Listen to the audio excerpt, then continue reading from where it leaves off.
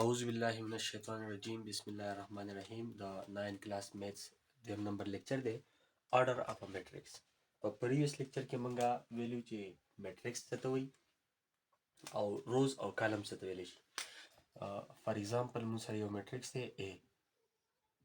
2 3 5 7 6 3 په دې کې درې رو دي یو دوه درې او دوه پکې کالم دي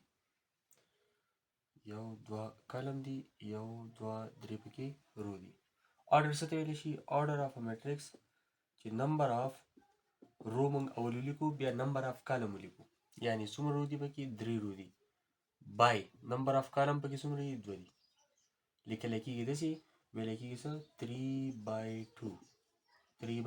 3/2 number of رو by number of column ته order of a matrix ویلی شي یو example به بل اخلو B یو matrix دی 7 6 3 2 7 9 order of B څه دی order of B څومره رو دي پکې یو دوه by column څومره دي دغه شانې C یو matrix دی 1 9 order of C څه شو order of C څومره رو دي پکې دوه by څومره column دي یو 2/1 د دې order